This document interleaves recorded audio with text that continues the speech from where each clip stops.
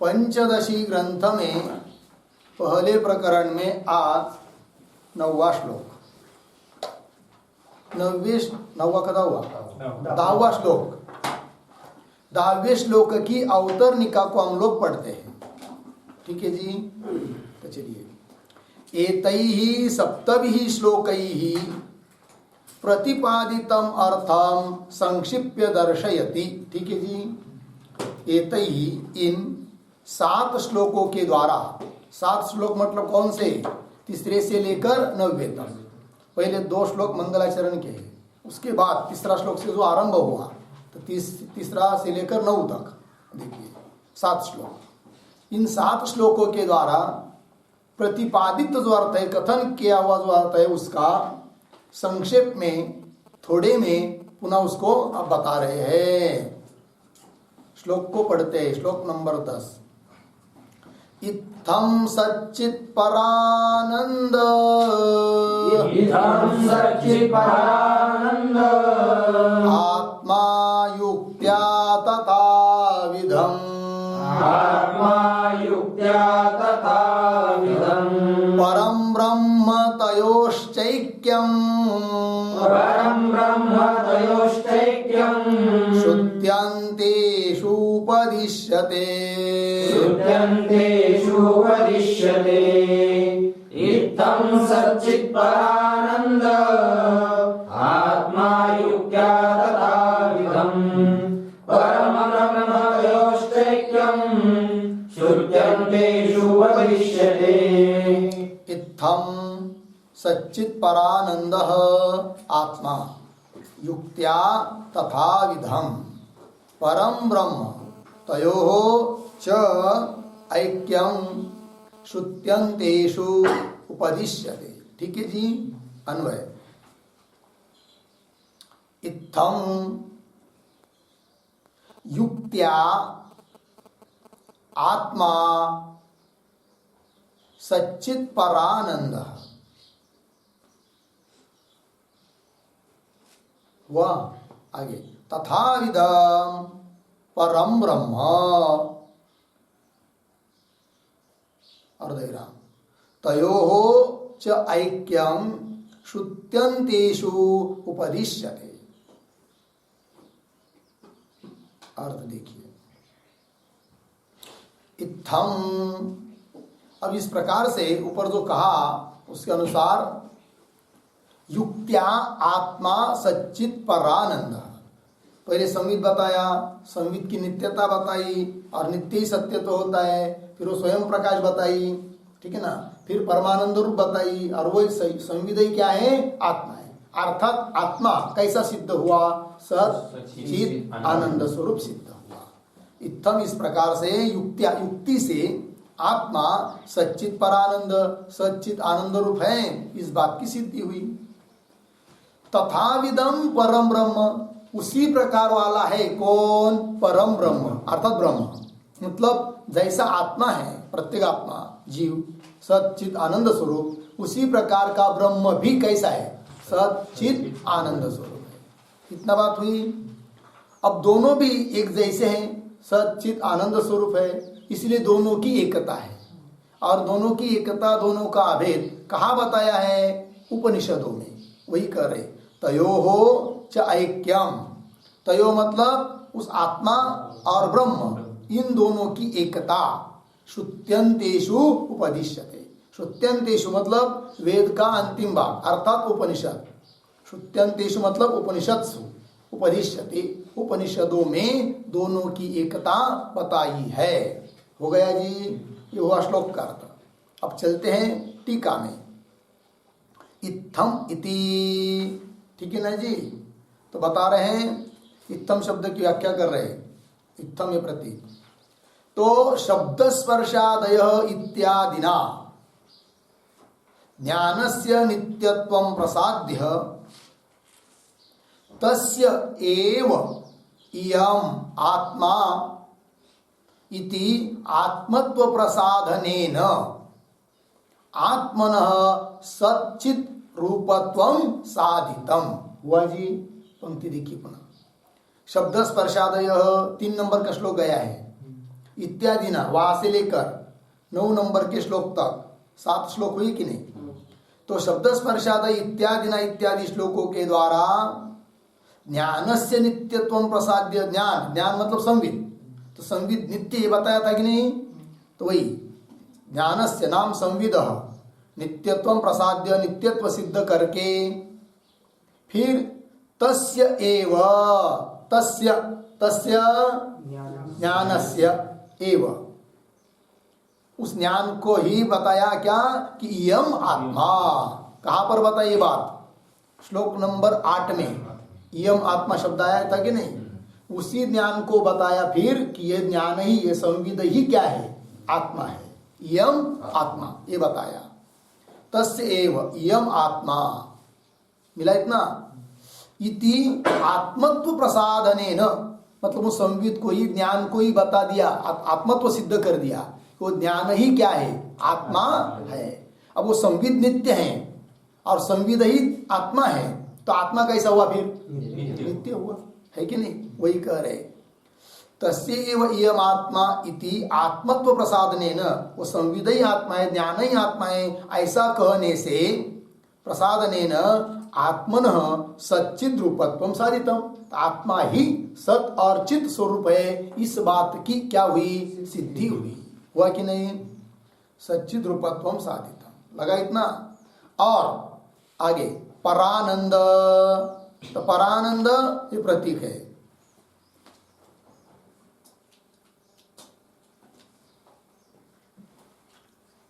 किंतु ये परानंद कहां का लेना है,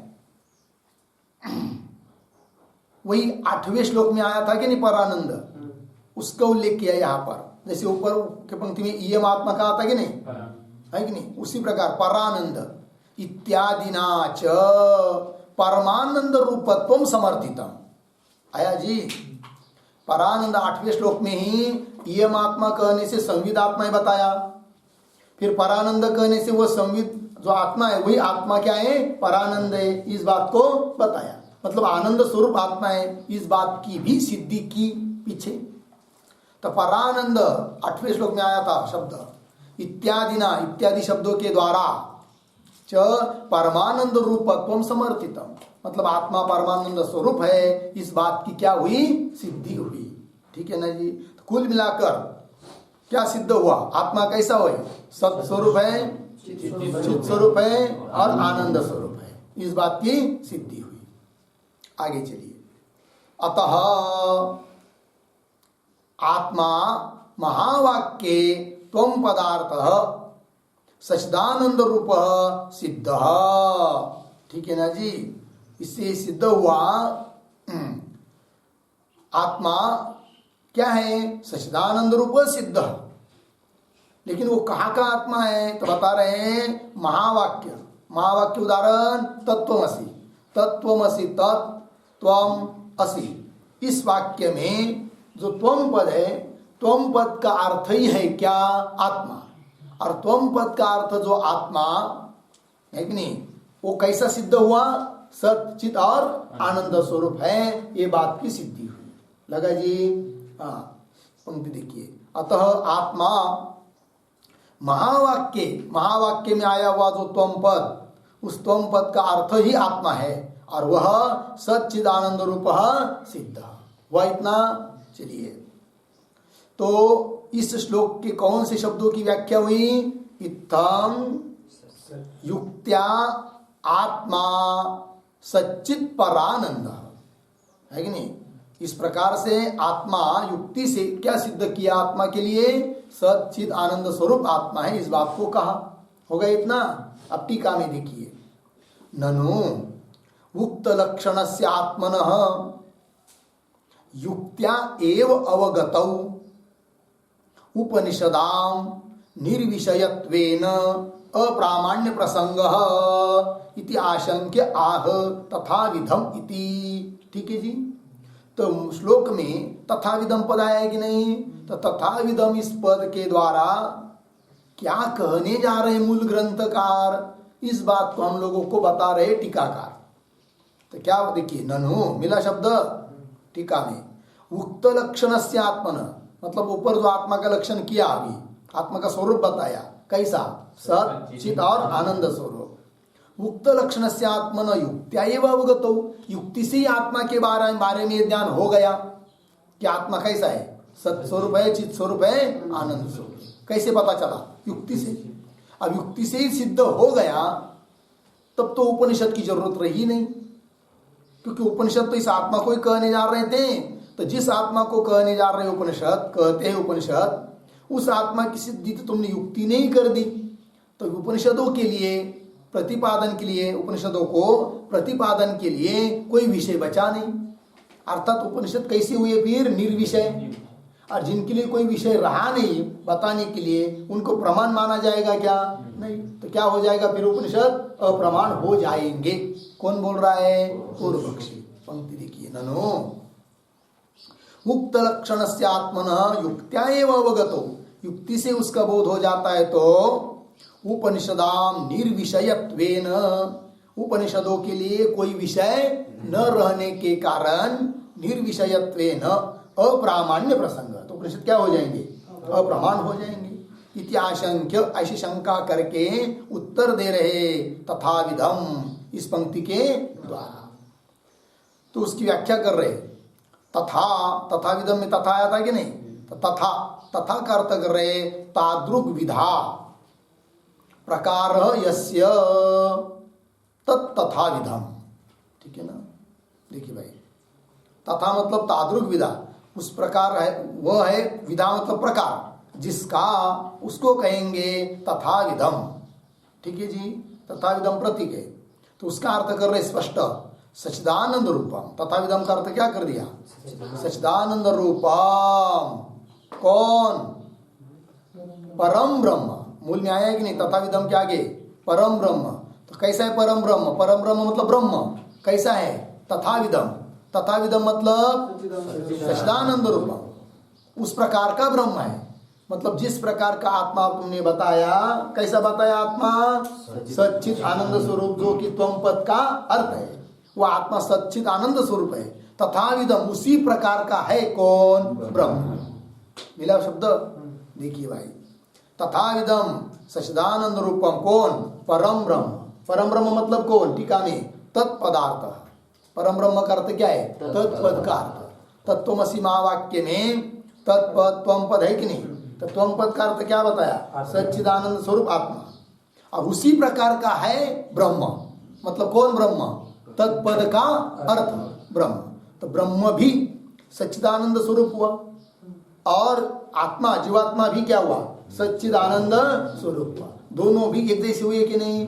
चलिए, परम ब्रह्म तत्पदार्थ।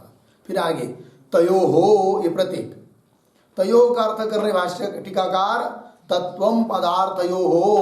तयो मतलब तत्वम पदार्थयो, अर्थात तत् और त्वम, इन दो पदों का जो अर्थ है, अर्थात जीवात्मा और परमात्मा ब्रह्म।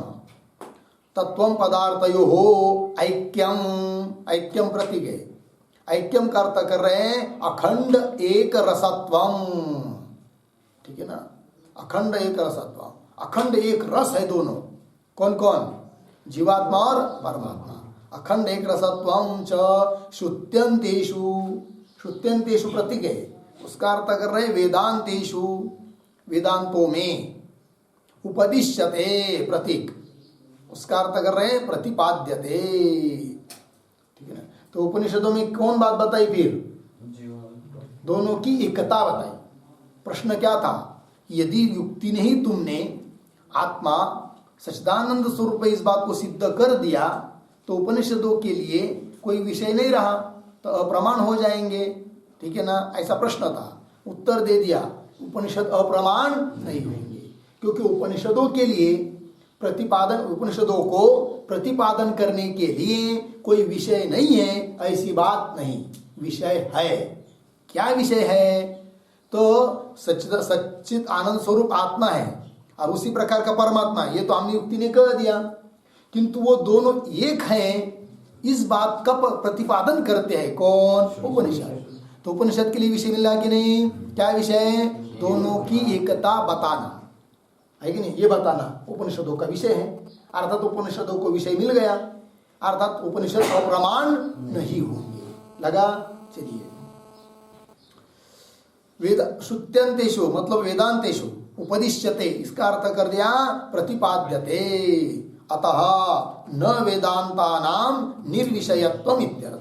इससे सिद्ध हुआ कि वेदांत अर्थात उपनिषद उनके वे सब निर्विषय नहीं है, उनके लिए भी विषय है, इसलिए उनमें अप्रामाण्य नहीं आएगा, वो तो प्रमाणभूत ही है।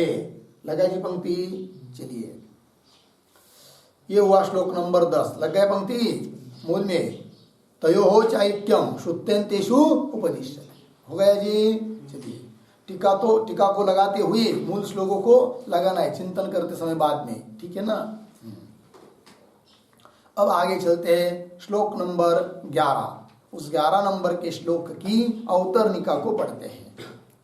आत्मन परमानंद रूपत्वम आक्षिपति। ठीक है जी, क्या करे भाई, तुमने, पूर्व पक्षी बोल रहा है, अभी बोलेगा श्लोक के द्वारा, क्या बोलेगा?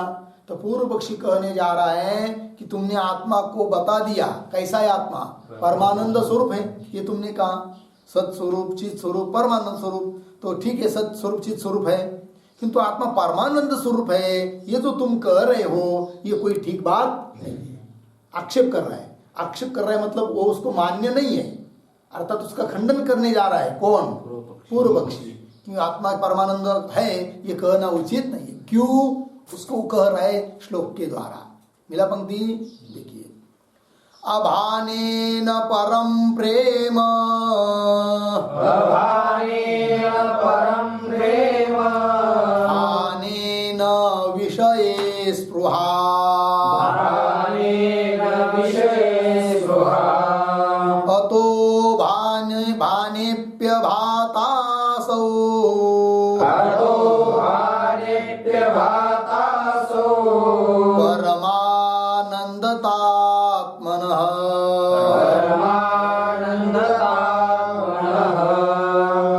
अभानेन परं प्रेम, भानेन विषये स्पृहा, अतो भानेप्यभातासौ, परमानन्दतात्मनः। अभाने न परम प्रेम, भाने न विषये स्पृहा, अतः भाने अपि अभाता असौ परमानंदता आत्मनः। ठीक, चलिए अन्वय। अभाने परम प्रेम न, अभाने परम प्रेम न, आगे भाने विषये स्पृहा न, मिला? आगे ना नीचे, अतः आत्मनः असौ परमानंदता, असौ परमानंदता भाने अपि अभाता, भाने अपि अभाता। ठीक है जी, अर्थ देखिए। तो अभाने परम प्रेम न, पूर्व पक्षी पूछ रहा है कि हे सिद्धांती, तुमने जो कहा कि आत्मा परमानंद स्वरूप है, तो एक बात बताइए, उस आत्मा की, अपने हमें आत्मा है, उस अपने आत्मा की जो परमानंद रूपता तुमने कही, तो उस परमानंद रूपता का भान है या नहीं? दो विकल्प। भान मतलब प्रतीति है कि नहीं, प्रतीति है या नहीं, प्रतीति मतलब उसका ज्ञान अनुभव है या नहीं, ये प्रश्न है। यदि तुम कहोगे भान नहीं है, किसका? आत्मा की परमानंद रूपता का क्या नहीं है? भान नहीं है, प्रतीति नहीं हम लोगों को, ऐसा यदि कहोगे, तो यदि भान ही नहीं है तो वो परम प्रेम उसका विषय है, ये कैसा कह सकेंगे? है कि नहीं? क्योंकि जिसका ज्ञान ही नहीं है वो उसके प्रति प्रेम कैसा हो जाएगा? व्यवहार में जिन विषयों के सौंदर्य का जब ज्ञान हो जाता है तब उसके प्रति प्रेम हो जाता है, स्नेह हो जाता है। और यहाँ पर आत्मा की परमानंदता का भान है ही नहीं है, ज्ञान ही नहीं है, तो परम प्रेम का विषय कैसा बनेगा? अर्थात नहीं बनेगा। लग गया जी? ये पहला विकल्प कौन सा? अभाने परम प्रेम न। अब तुम यदि कहोगे, पूर्व पक्षी बोल रहा है सिद्धांतियों को, तुम यदि कहोगे कि उस आत्मा की परमानंद रूपता का भान है, प्रतीति है, हमको उसका ज्ञान है, तब पूर्व पक्षी पुनः पूछता है कि यदि तुमको आत्मा परमानंद स्वरूप है ऐसे यदि ज्ञान है, तब तुमको विषयों की इच्छा नहीं होनी चाहिए। और विषयों की इच्छा होती है कि नहीं? नहीं होना चाहिए, क्योंकि विषयों की इच्छा किसके लिए होती है? सुख के लिए। यत्किंचित थोड़ा सा सुख है वो, और तुमको तो परमानंद सुख की अनुभूति है, भान है, ज्ञान है। यदि परमानंद तुमको प्राप्त है तो ये किंचित जो विषय का सुख है उसकी इच्छा नहीं होनी चाहिए। तो बताओ फिर आत्मा का जो परमानंद रूपता, आत्मा की जो परमानंद रूपता है उसका भान है या नहीं? दोनों तरफ से पकड़ लिए पूर्व पक्षी ने। समझ में आया कि नहीं? क्या यदि आत्मा की परमानंद रूपता का भान नहीं है ऐसा बोलेंगे तो क्या आपत्ति दिखाई? तो आत्मा परम प्रेम का विषय है ये कह नहीं सकेंगे, है कि नहीं? क्योंकि ज्ञान होगा तभी तो क्या होगा? परम प्रेम का विषय बनेगा। इसलिए अभान है ऐसा कहते तो परम प्रेम का विषय नहीं हो कह सकते, अभान मानेंगे तो। और यदि आत्मा के परमानंद रूपता का भान मानेंगे तो विषयों की इच्छा नहीं होनी चाहिए, जबकि विषयों की इच्छा सबको होती है कि नहीं? ये बात हुई लिखी गई श्लोक में। अभाने परम प्रेम न मिला, भाने विषये स्पृहा, स्पृहा मतलब इच्छा न। अतः तब उत्तर दे रहे सिद्धांती, इसलिए भाई हम दोनों में से दोनों विकल्प नहीं मानते। भान पक्ष भी नहीं मानेंगे, अभान पक्ष भी नहीं मानेंगे, क्योंकि अभान मानेंगे तो भी तुम दोष दे रहे हो, भान मानेंगे तो भी क्या दे रहे हैं? दोष। तो हम तीसरा ही पक्ष बताएंगे, कौन सा? अतः इसलिए आत्मन असौ परमानंदता, आत्मा की यह परमानंदता कैसी है? भाने अपि अभाता, भान होते हुए भी अभान है ऐसा मानेंगे। न भान माना न अभान माना, फिर क्या माना? बोलते जाइए आप लोग, बोलेंगे तब समझ में आएगा। क्या? भान होते हुए भी अभान, प्रतीति होते हुए भी अप्रतीति। किसकी? आत्मा के नहीं, आत्मा के परमानंद रूपता की। प्रतीति होते हुए भी क्या है? अप्रतीति, ऐसा मानेंगे। क्योंकि दोनों में से एक ही माना, एक माना तो दोष आ रहा है, इसलिए हम क्या तीसरा ही माना? क्या? प्रतीति होते हुए भी अप्रतीति है। इतना समझ में आया? अब टीका देखिए। अभान इति परमानंद रूपत्वं न भासते भासते वा, ये दो विकल्प किया पूर्व पक्षी ने सिद्धांतियों की प्रति। क्या? कि परमानंद रूपत्वम, आत्मा का जो परमानंद रूप है उस परमानंद रूपत्व का भान है या नहीं? न भासते भासते वा, भाषित होता है कि नहीं होता है, ये बात। यदि कहेंगे अभाने, अभाने प्रतीक है, उसका अर्थ कर रहे अप्रतीतौ, मिला? अभाने प्रतीक, उसका अर्थ क्या? अप्रतीतौ, मतलब प्रतीति नहीं है ऐसा यदि बोलते हो तो न परम प्रेम, ये प्रतीक है।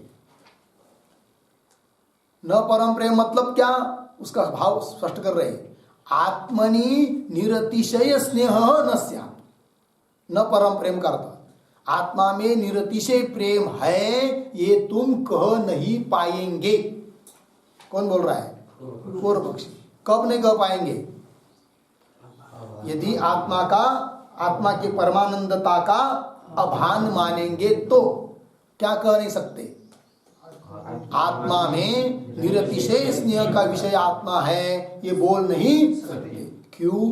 हेतु दे रहे आगे, पहले देखिए। न परम प्रेम आत्मनि निरतिशय स्नेह न स्यात्। क्यों?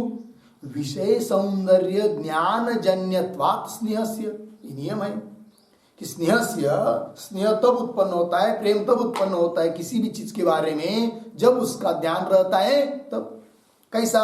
विषय सौंदर्य ज्ञान। समझे कोई विषय फूल है, लेकिन फूल कैसा है पता ही नहीं, उसका सौंदर्य पता ही नहीं, तो उसकी प्रतिप्रीति होगी क्या? नहीं होगी। कब होगी? फिर उसका विषय सौंदर्य का ज्ञान रहेगा तब। मतलब ज्ञान रहने पर ही क्या हो सकती है? प्रेम हो सकता है, स्नेह हो सकता है। ठीक है ना जी। विषय सौंदर्य ज्ञान, विषय की सुंदरता का ज्ञान से जन्य होता है कौन? स्नेह। और विषय का सौंदर्य पता नहीं रहेगा तो स्नेह उत्पन्न होगा? नहीं होगा, है कि नहीं? उस प्रकार यहाँ पर परमानंद रूप परमानंदता ये जो विषय है उसका तो तुम भान मान नहीं रहे हो। क्या मान रहे? फिर अभान, अप्रतीति। अब ज्ञान ही नहीं तुमको तो उसके प्रति कैसा, आत्मा के प्रति कैसा स्नेह उत्पन्न होगा? नहीं होगा। अर्थात आत्मा फिर परम प्रेम का विषय नहीं बनेगा। कब? आत्मा की परमानंदता का अभान मानेंगे तब। समझ में आया ना? देखिए, विषय सौंदर्य ज्ञान जन्यत्वात् स्नेहस्य, ये पहले विकल्प यदि मानते हैं अभान तो दोष दिया, है कि नहीं? अब समझ ली दूसरा विकल्प मानेंगे सिद्धांती। दूसरा विकल्प कौन सा? भान। आत्मा की परमानंदता का क्या है? हमको भान है, ऐसा मानेंगे। तब क्या दोष दे रहा है पूर्व पक्षी? देखिए, भाने ये प्रतीक, भाने का अर्थ कर रहे प्रतीतौ तू। यदि प्रतीति मानते हैं तो विषये, प्रतीक है, विषय का अर्थ कर रहे हैं सुख साधने स्रगादौ तज्जन्ये सुखे वा। ठीक। स्पृहा प्रतीक, स्पृहा शब्द का अर्थ कर रहे इच्छा न स्यात्, ये दोष दे रहे दूसरे विकल्प में। दूसरा विकल्प मतलब कौन सा? भान मानेंगे तो देखिए भाई, भाने अर्थात प्रतीत हो तो विषय, विषयों के बारे में। कौन विषय? तो बता रहे, विषय का अर्थ कर रहे टीकाकार सुख साधने। सुख मतलब विषय सुख, विषयानंद, उसका साधन कौन? स्रगादौ। स्रग म्हणजे काय? माळा, माला, चंदन आदि शब्दाने, आदि शब्द से चंदन, वनिता स्त्री, स्रग चंदन वनिता आदि। ठीक है ना जी। सुख का साधन जो स्रग चंदन आदि उनके बारे में। क्यों? तज्जन्य सुखे, क्यों? उन विषयों से मिलने वाला जो सुख, उस सुख के बारे में। स्पृहा, स्पृहा मतलब इच्छा, न स्यात्, इच्छा नहीं होनी चाहिए। कब? भान मानेंगे तब। किसका भान? परमानंदता का भान। आत्मा मेरा आनंद, आत्मा परमानंद स्वरूप है, ऐसा जिसको ज्ञान है, अनुभूति है। यदि ऐसी अनुभूति है तो विषयों की इच्छा नहीं होनी चाहिए। समझ में आया? क्यों विषयों की इच्छा क्यों होती है जी? सुख के लिए। वो तो सुख तो अल्प मिलने वाला है, और इधर तो महासुख है। तो जिसको महासुख मिल गया उसको थोड़े थोड़े विषय के सुख की इच्छा क्यों होगी? अर्थात नहीं होनी चाहिए। मिला जी? पंक्ति देखिए, फल प्राप्त सत्याम साधन इच्छा अनुपपत्ति, है कि नहीं? उसको युक्ति दे रहे फल प्राप्त सत्याम, फल प्राप्त होने पर, ठीक है ना जी, उसके साधन की इच्छा अनुपपत्ति, अर्थात असंभव, साधन की इच्छा हो नहीं सकती। कब? फल प्राप्त होने पर। साधन की इच्छा कब तक होती है? जब तक फल प्राप्त नहीं होता है। फल प्राप्त होने पर साधन की इच्छा होगी क्या? तृप्ति हो गई। अब तृप्ति हो गई, चलो भाई अब पेट तो बहुत भर गया, तृप्ति हो गई, किंतु एक रोटी ले आता हूं, किस लिए? इच्छा होगी ही नहीं। कब इच्छा होती है? जब साध्य प्राप्त नहीं रहता है तब, फल प्राप्त नहीं रहता है तब। अब फल प्राप्त हो गया तो इच्छा साधन की होती नहीं। फल क्या है? सुख। और वो तो परमानंद सुख, तो उसकी तो तुमको भान है, मैं मेरा आत्मा, मैं आनंद स्वरूप हूं करके, है कि नहीं? और उसका भान अनुभूति है। और यदि अनुभूति है तो पुनः विषय की इच्छा अर्थात साधन की इच्छा नहीं होनी चाहिए। समझ में आया? देखिए भाई, फल प्राप्त हो सत्याम साधन इच्छा अनुपत्ति। लगा? आगे, निरतिशय आनंद लाभे सती, निरतिशय महानंद, है कि नहीं, प्राप्त होता है होने पर, निरतिशय आनंद लाभे सती, निरतिशय आनंद का लाभ होने पर लाभे सती क्षणिके साधन पारतंत्र्यादि दोष दूषिते वैषयिके सुखे स्पृहा अयोगाच्च। मिला पंक्ति? तो कैसा विषयों का सुख कैसा है? एक तो क्षणिक है, पहली बात, है कि नहीं? नित्य सुख है कि विषयों का सुख नहीं है, कैसा है, क्षणिक है। और साधन पारतंत्र्यादि दोष दूषित है कि नहीं, उसमें क्या है, पारतंत्र है, विषय का सुख सरलता से मिलता है क्या, नहीं, उसमें बहुत सारा क्या है, पारतंत्र है। किसका पारतंत्र है, साधन पारतंत्र है।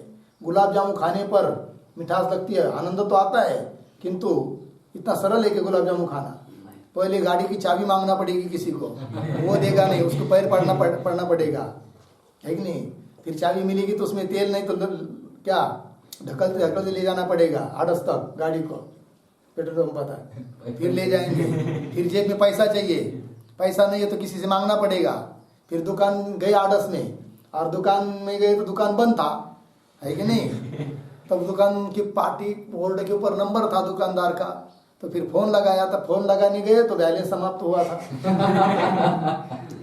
फिर बैलेंस डालना पड़ा, फिर दुकानदार को फोन लगाया, फिर वो आया 3 घंटे के बाद, तब तक मच्छर ने बहुत काटा, है नहीं, वो बाहर बैठे बैठे, फिर वो किसी तरह से आया तो उसके पास गुलाब जामुन थे, लेकिन वो 5 दिन पहले बनाए हुए थे, अब लेना तो थी ही, तो ले लिया किसी तरह से, लाया, थोड़ा बहुत खाया, थोड़ा बहुत आनंद आया, लेकिन कितना दुख हुआ, तो पारतंत्र है कि नहीं उसमें, है कि नहीं। तो क्षणिक सुख और साधन का पारतंत्र जिसमें है, ऐसे सुख की इच्छा क्यों होगी, यदि महासुख प्राप्त हुआ है तो, समझ में आया कि नहीं, कब, भाने सती।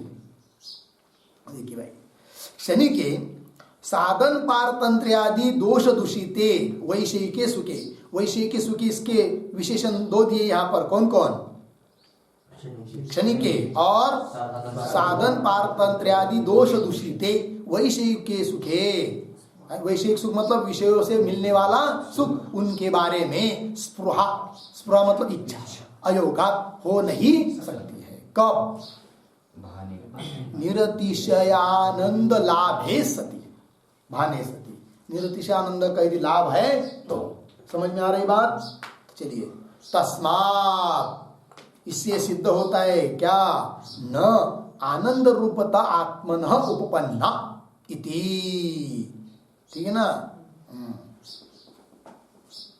इति पूर्ण विराम। देखिए भाई, पूर्व पक्षी के वाक्य पूरा होता है, क्या कहता है वो, तस्मात् इसलिए, क्या, आत्मनः आनंद रूपता न उपपन्न, मिला अन्वय, इसलिए आत्मा आनंद रूप है, ये बात की उपपत्ति नहीं है, अर्थात आत्मा आनंद रूप है, ये तुम्हारा कहना उचित नहीं है, क्योंकि हमारा सीधा सीधा प्रश्न है, उस आत्मा के परमानंद रूपता का भान है या नहीं, अभान मानेंगे तो भी दोष, भान मानेंगे तो भी दोष, इससे सिद्ध होता है कि आत्मा परमानंद रूप है ही नहीं है। लगा, कौन बोला, पूर्व पक्षी, ठीक। अब उसका उत्तर देना है, प्रकारांतरस्य अत्र संभवात् मैवम इति परिहरति अतः इति, मिला, अतः इति मतलब श्लोक का उत्तरार्ध, उससे उत्तर दे रहे हैं, उसके उत्तर लिख रहे टीकाकार कि भाई हे पूर्व पक्षी ऐसा मत बोलो, क्यों, प्रकारांतरस्य अत्र संभवात्, अन्य प्रकार या संभव है, अन्य प्रकार मतलब तुमने जो 2 विकल्प पूछे, उन दोनों विकल्प से कोई भी हमको मान्य नहीं है, इन दोनों से तीसरा ही प्रकार हम बताएंगे, है कि नहीं, इसीलिए तुम ये मत बोलो क्या, कि आत्मा परमानंद रूप नहीं है करके, आत्मा परमानंद रूप है ही है, किंतु तुमने जो 2 विकल्प हमको पूछे वो दोनों भी हमको मान्य नहीं है, समझ में आया, फिर क्या मान्य है तुमको, तो तीसरा ही प्रकार है, उसको बता रहे हैं, कौन, सिद्धांति ग्रंथकार।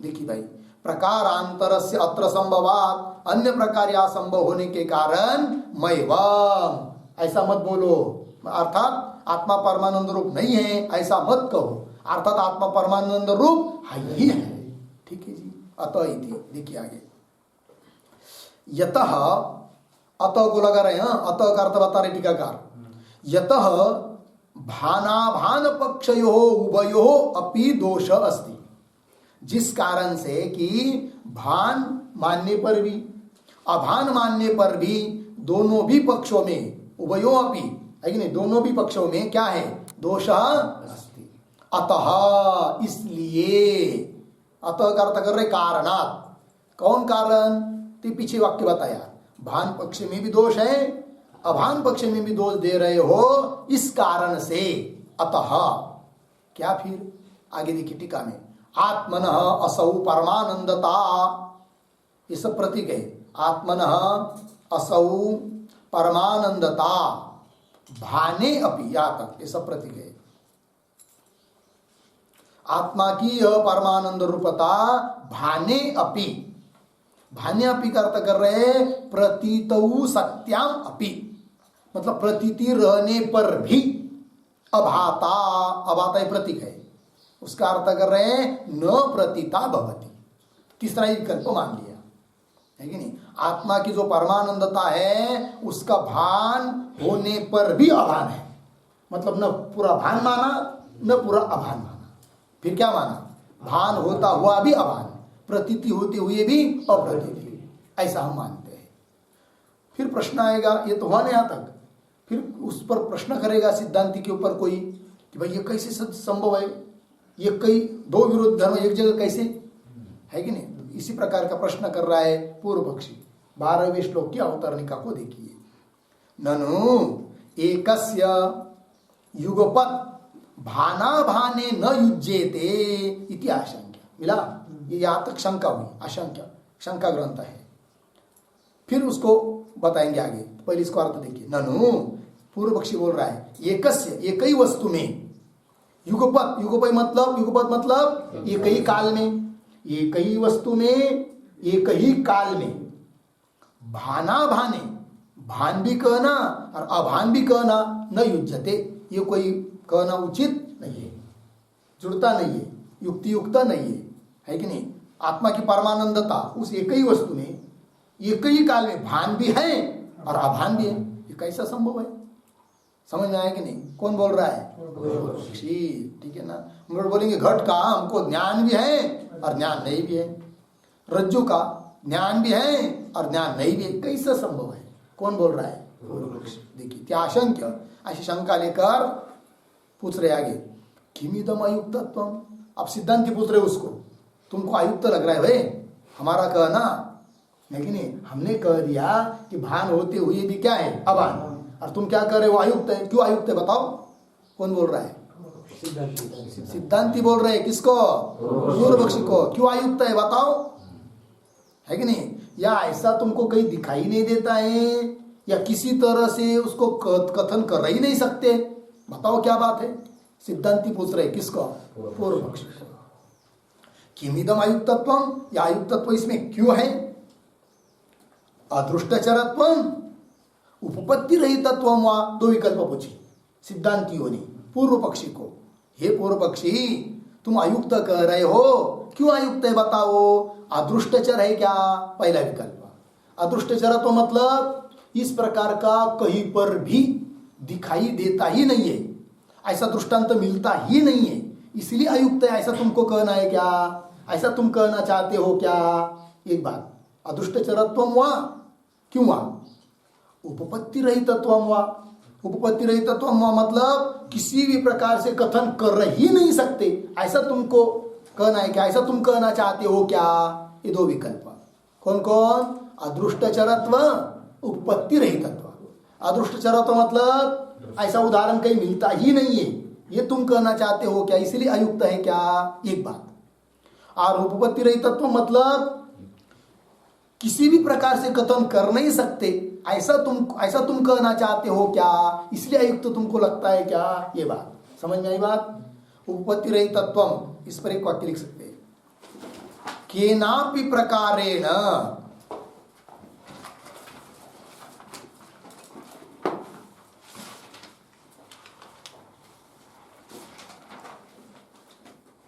केनापि प्रकारेण कथयितुम अशक्यम वा।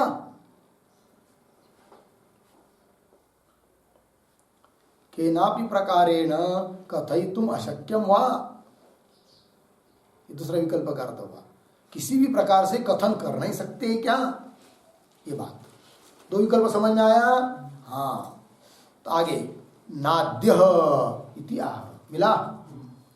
यदि पूर्व पक्षी कहेगा कि पहला विकल्प हम मानते, मतलब अदृष्टचर है, कहीं ऐसा उदाहरण मिल ही नहीं सकता, ऐसे यदि कहते हो तो सिद्धांति कहते नाद्य, ये ऐसा नहीं बोल सकते, हम उदाहरण दिखाएंगे आपको, ठीक है ना।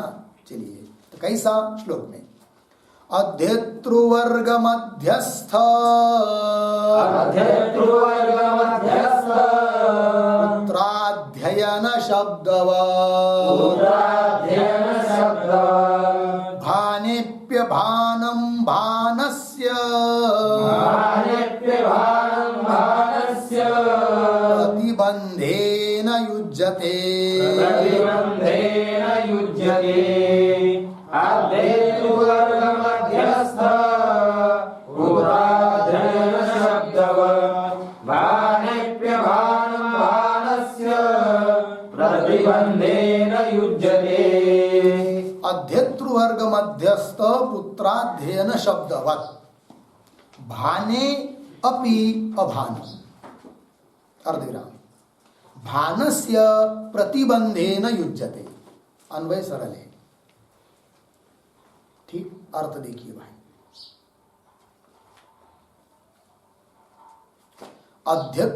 पहले भाव समझ लीजिए, उदाहरण समझ लेंगे। क्या होता है, किसी गुरुकुल में वेदाध्ययन होता है, ठीक है ना। बहुत सारे बच्चे वहां पढ़ते हैं, 100-200 बच्चे पढ़ते हैं या 5-25 बच्चे पढ़ते हैं, ठीक है जी। तो उन बच्चों में से एक का पिता अपने बालक को मिलने के लिए आया, ठीक। आया, मिला भी। दूसरे दिन सुबह पुनः वेद का पाठ चालू हो गया। उसको ऐसा लगा, उस पिता को, कि हमारा बच्चा कितना कैसा पढ़ता है, नहीं पढ़ता है, थोड़ा सुनना चाहिए। किंतु वर्ग में तो अंदर तो जा नहीं सकते, क्योंकि उनको विक्षेप होगा। तब उसने क्या किया, बाहर से, खिड़की के बाहर से सुनने के लिए खड़ा हो गया और सुन रहा है। 1 घंटा तक सुनता रहा, ठीक है ना। वो चला गया। अब बताइए, उस पिता को अपने पुत्र का ध्वनि, आवाज सुनाई दिया या नहीं दिया? सुनाई दिया भी नहीं, है कि नहीं? क्योंकि सब एक साथ मिलकर बोल रहे थे, तो आवाज उसमें तो है उसका, तो भान तो है। किंतु भान होते हुए भी यही मेरा पुत्र का आवाज है, इस प्रकार का भान है क्या? नहीं, अभान भी है। तो भान होते हुए भी अभान है कि नहीं? इसका मतलब दृष्टांत मिल गया। तो हे पूर्व पक्षी, तुम ये नहीं कह सकते इस प्रकार का कोई दृष्टांत है ही नहीं, इसलिए एक काल में एक ही वस्तु के बारे में भान अभान कह नहीं सकते, ऐसा तुम बोल नहीं सकते। कौन बोल रहे हैं? सिद्धांती। किसको? पूर्व पक्षी, क्योंकि दृष्टांत हमने दिया, इसलिए अदृष्टचर है, ऐसा तुम कह नहीं सकते। समझ में आया? चलिए अब श्लोक का अर्थ देखिए, वही अर्थ है। अध्येतृवर्ग मध्यस्थ, अध्येतृवर्ग मतलब वो पाठ करने वाले, उनके बीच में बैठा है उसका पुत्र। उस पुत्र का जो अध्ययन, उस अध्ययन का जो शब्द, उसकी तरह भाने अप्यभान, भान होते हुए भी क्या है? भान है, ठीक है। फिर बोलेंगे भान है तो कैसे? तो भानस्य प्रतिबंधेन युज्यते, है कि नहीं? भान का प्रतिबंध होने के कारण अभान की भी संगति लग जाती है, इसलिए भान्यापि अभान बताएंगे, ठीक है। श्लोक को देखिए, अब टीका देखिए। अध्येतृवर्गीति मिला, तो अध्येतृवर्गीति, इसकी जो पहला शब्द है उसकी व्याख्या कर रहे हैं। अध्येतृणाम, इसका अर्थ कर दिया वेद पाठकानाम। वर्ग बराबर समूह, तस्य मध्ये तिष्ठति इति अध्येतृवर्ग मध्यस्थ। समझ में आया? अध्येतृणाम मतलब वेद पाठ का नाम, वेद का पठन करने वाले लोग, उनका जो वर्ग, वर्ग मतलब समूह, है कि नहीं? तस्य मध्ये, उन समूह के बीच में, तिष्ठति जो है, बैठा है, ऐसा जो उसका बच्चा, उसको क्या कहेंगे? इति अध्येतृवर्ग मध्यस्थ, ठीक है ना। और सहचासो पुत्र, वही उसका पुत्र है। उस पाठकों के बीच में बैठा हुआ कोई एक लड़का, वो उसका क्या है? पुत्र है। सहचासो पुत्र चैति तथा, तथा मतलब अध्येतृवर्ग मध्यस्थ पुत्र, यहां तक आए। मूल की व्याख्या समझ में आया ना? श्लोक का पद कहाँ तक व्याख्या हुआ भी? अध्येतृवर्ग मध्यस्थ पुत्र। आगे कौन सा शब्द है? अध्ययन, तो उसको लगा रहे आगे। तस्य अध्ययन, उस पाठ करने वालों के बीच में बैठा हुआ जो पुत्र, उसका जो अध्ययन, तस्य अध्ययनम। अध्ययनम शब्द का अर्थ कर रहे हैं तत्कर्तृकम पठनम, उस पुत्र के द्वारा हो रहा जो पठन, पढ़ना, उच्चारण। अध्ययनम का अर्थ किया तत्कर्तृकम पठनम, पठनम उच्चारणम, ठीक है ना। तस्य शब्द है नहीं, उस पठन का, उस उच्चारण का जो शब्द, शब्द का अर्थ कर रहे ध्वनि ही।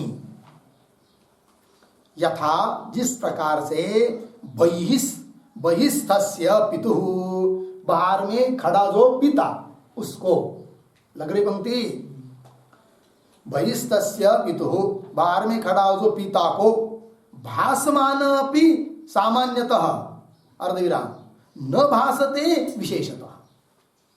पंक्ति लगी, देखिए, भासमान अपि सामान्यतः, मतलब उस ध्वनि, पुत्र का आवाज सामान्य रूप से उसको भासमान हो रहा है, प्रतीति हो रही है सामान्य रूप से। अर्धविराम हुआ, आगे, न भासते विशेषतः, किंतु विशेष रूप से यही मेरे पुत्र का आवाज है, ऐसा विशेष रूप से भान नहीं होता है। न भासते विशेषतः, कैसे, किस प्रकार से, अयम मत पुत्र ध्वनि इति, ये विशेष, इस रूप से भान नहीं होता है। समझ में आया? अयम मत पुत्र ध्वनि इति लगा, तो उदाहरण हुआ। तथा, अब सिद्धांत, तथा आनंदस्यापि भाने अपि अभानम भवति इत्यर्थ। इसलिए आत्मा की जो परमानंद रूपता है, अर्थात आनंद रूपता है, आत्मा जो आनंद स्वरूप है, उसका भान होते हुए भी क्या है, अभान है, ठीक है ना। हाँ, इसीलिए क्या सिद्ध हुआ कि भान होते हुए भी अभान हो सकता, अदृष्टचर नहीं है, ये बात। अब आगे चलिए, द्वितीयम प्रति आह, दूसरा विकल्प था ना जी, सिद्धांतियों ने दूसरा विकल्प पूछा था पूर्व पक्षी को, कौन सा, उपपत्ति रहितत्व, कौन सा, उपपत्ति रहितत्व, है कि नहीं। हाँ, मतलब केनापि प्रकारेण कथयितुम अशक्यम हुआ, ये कहा था कि नहीं। पूर्व पक्षी जब पूछा था, बोला था पूर्व पक्षी कि एक ही काल में एक ही वस्तु के बारे में भान और भान सहित अभान कह नहीं सकते। तब सिद्धांतियों ने पूछा था, क्यों नहीं कह सकते, क्या ऐसा उदाहरण नहीं मिलता है क्या, तो ये नहीं कह सकते, उदाहरण दे दिया।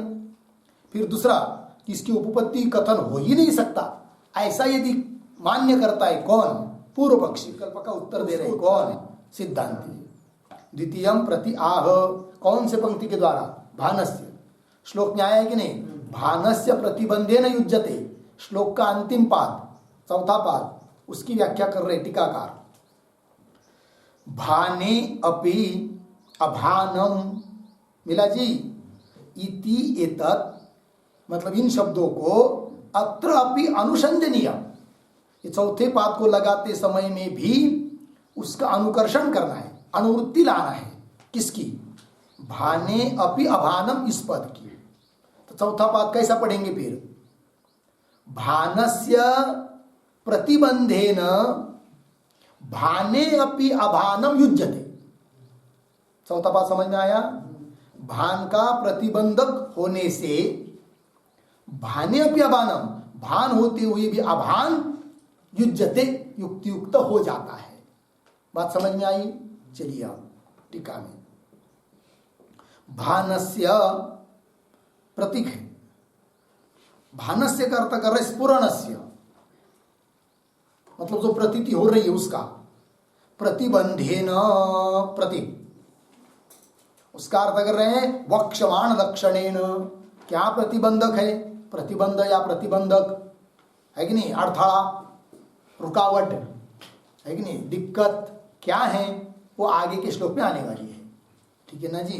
प्रतिबंधेन वक्षमाण लक्षणेन, वक्षमाण मतलब आगे, आगे जो कहेंगे उसके अनुसार, भाने अप्यभानम युज्यति इत्यर्थ हो जाता है। कैसे बता रहे टीकाकार, भाने अप्यभानम, अर्धविराम, सामान्य, तो उसका अर्थ कर रहे भाने अप्यभानम का, क्योंकि उसका अनुकर्षण किया ना, अनुवृत्ति लाया, इसलिए वो प्रतीक बन गया, तो उसका अर्थ कर रहे सामान्यतः प्रतीतौ अपि विशेषाकारेण अप्रतीतिः युज्यते, युज्यते प्रतीक, उसका अर्थ कर रहे हैं उपपद्यते इत्यर्थः।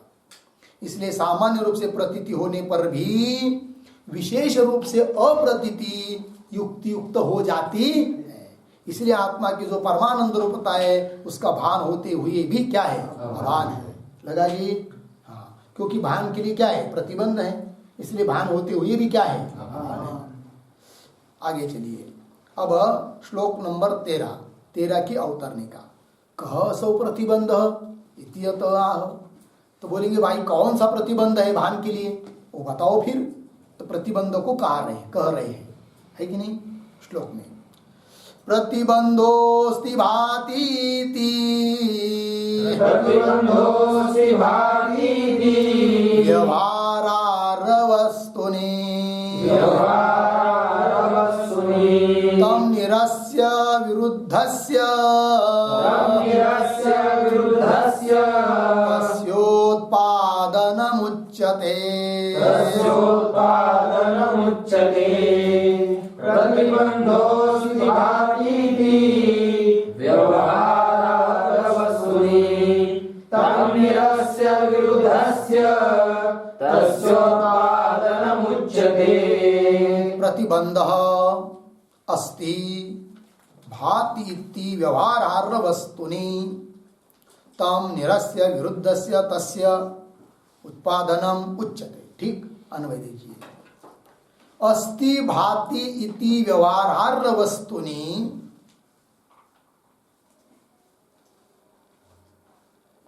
नीचे तम निरस्य विरुद्धस्य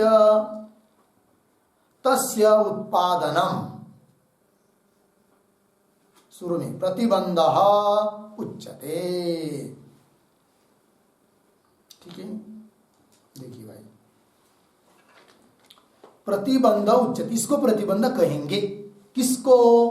तो कह रहे अस्ति भाति इति व्यवहारार्ह वस्तु है, भासता है, इस प्रकार व्यवहार होने के लिए योग्य ऐसे वस्तु में, ऐसे वस्तु के बारे में, है कि नहीं?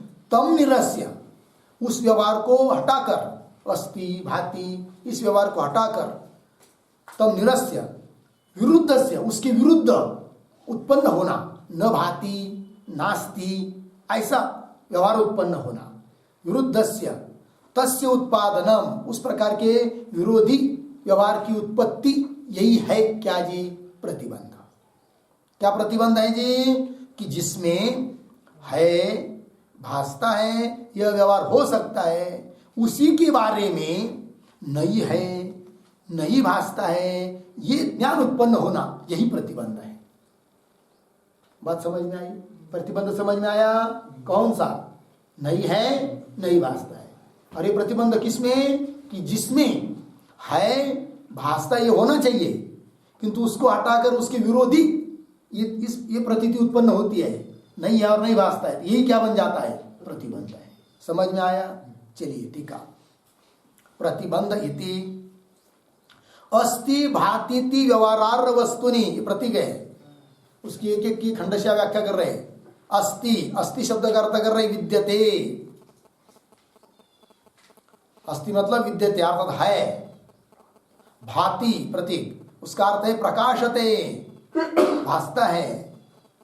इति एवं प्रकारम व्यवहारम, इस प्रकार का जो व्यवहार, व्यवहार मतलब प्रतीति और कथन, व्यवहार का अर्थ क्या है यहाँ पर? प्रतीति और प्रतीति के अनुसार कथन होना चाहिए, जिसमें अस्ति विद्यते भाति प्रकाशते इति एवं प्रकारम व्यवहारम अर्हति, ऐसा व्यवहार होने के लिए जहाँ योग्यता है, अर्हति है कि नहीं? अर्हति इति, उसको कहेंगे अस्ति भाति व्यवहारार्हम। मिला जी? तच्च तद वस्तु, ऐसी जो वस्तु कि जिसमें ये इस प्रकार का व्यवहार हो सकता है, तच्च तद वस्तु चैति, तो उसको क्या कहेंगे फिर? अस्ति भाति व्यवहारार्ह वस्तु इति, तथा, तथा तक आए कि नहीं? अस्ति भाति व्यवहारार्ह वस्तु, उसकी सप्तमी कर देंगे तो वह तस्मिन, तस्मिन फिर क्या हो जाएगा? अस्ति भाति इति व्यवहारार्ह वस्तुनि, उस वस्तु में, वस्तु के बारे में। कौन सी वस्तु के बारे में? अस्ति भाति इति व्यवहार होने के लिए योग्य वस्तु के बारे में। ठीक है, आगे चलिए। तम ये प्रतीक है भाई। तम का अर्थ कर रहे हैं पूर्वोक्तम व्यवहारम। अभी अभी कहा हुआ व्यवहार, कौन सा व्यवहार है और भासता है, इस प्रकार का व्यवहार। अस्ति भाति है और भासता है, विद्यते अस्ति विद्यते भाति प्रकाशते, ये व्यवहार। तम पूर्वोक्तम व्यवहारम निरस्य प्रतीक। निरस्य का अर्थ कर रहे हैं निराकृत्य, उसको हटाकर, विरुद्धस्य उसके विरुद्ध। अब है के विरुद्ध क्या हो जाएगा? नहीं। और भासता है के विरुद्ध न भाति, तो वही लिख रहे हैं नास्ति अर्धविराम न भाति इति एवं रूपस्य, है कि नहीं? इति एवं रूपस्य, आगे क्या है? तस्य शब्द है ना? हाँ, नहीं वो तो लिख लीजिए। इति एवं रूपस्य, तस्य, तस्य ये प्रतीक है, उसका अर्थ कर रहे हैं व्यवहारस्य। तस्य नाम व्यवहारस्य। उत्पादनम, उत्पादनम का अर्थ है, उत्पादन में प्रतीक है, उसका अर्थ है जननम। प्रतिबंध इति उच्यते, प्रतिबंध प्रतीक है, प्रतिबंध इसको कहते हैं, यहां पर ही प्रतिबंध है। समझ में आया जी? क्या प्रतिबंध बताया?